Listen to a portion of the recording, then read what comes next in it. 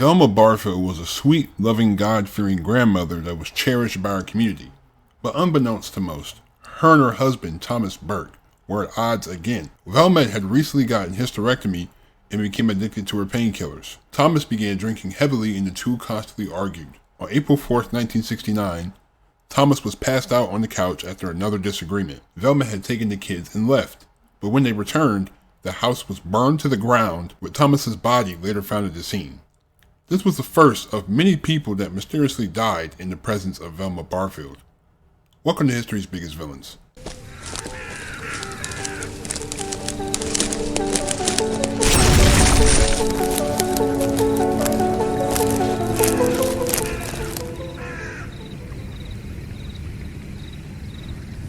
Velma Barfield was born in Eastover, North Carolina on October 29, 1932.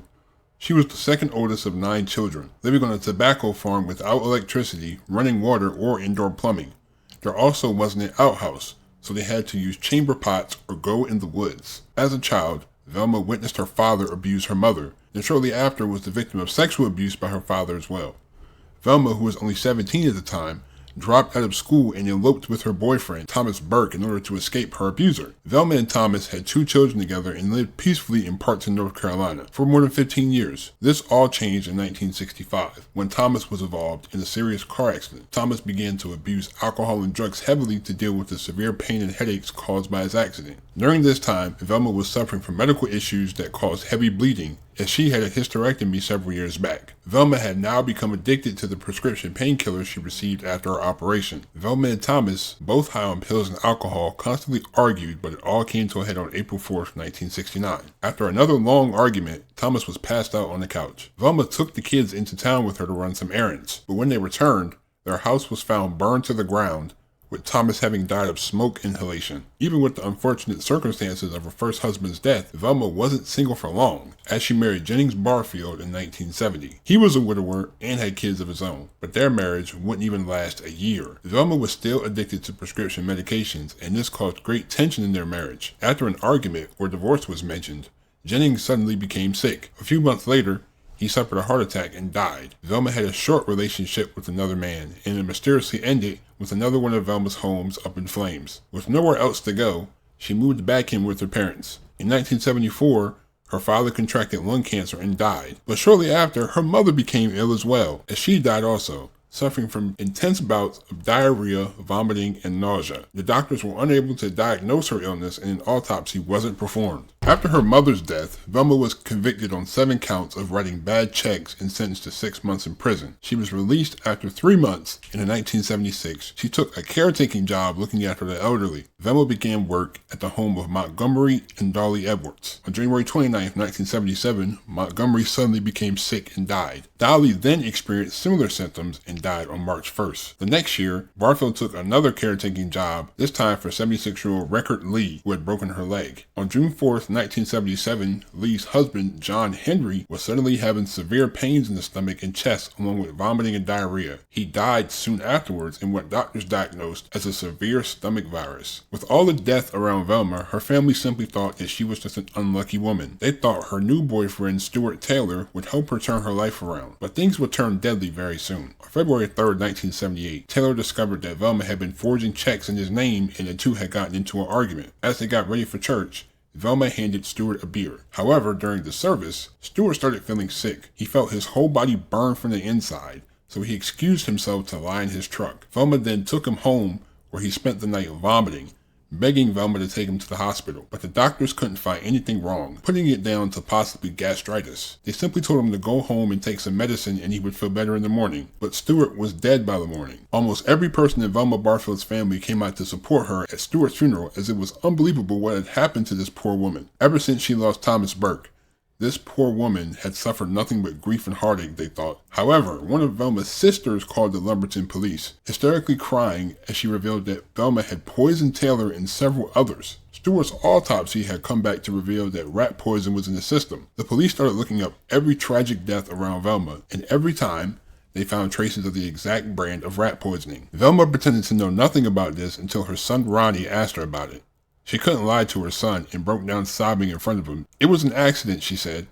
I only meant to make him sick. After she got arrested, She confessed to poisoning Montgomery and Dolly Edwards, John Henry Lee, and her mother, Lillian Burke, claiming she killed them in order to cover up the fact that she had stolen money from them to support her drug addiction. She also confessed to poisoning Stuart Taylor as well. Despite her confessions to these murders, Velma continued to deny claims that she had also killed Thomas Burke and Jennings Barfield. Jennings' body was later exhumed and found to have traces of rat poison. Thomas's death, she insisted, was really a freak accident. The police were unable to prove anything about Burke, but they had reason to doubt Velma. Barfield was convicted on the first-degree murder of Stuart Taylor on December 1978. The trial jury found aggravating circumstances and recommended that she be sentenced to death. During the trial, her defense team unsuccessfully argued insanity in vain attempts trying to convince the jury of a mental illness. To everyone's surprise, Velma appeared indifferent and cold-hearted when taking the stand. She even gave the district attorney a standing ovation after he delivered his closing arguments. She was the first woman to be executed since the death penalty had been reinstated.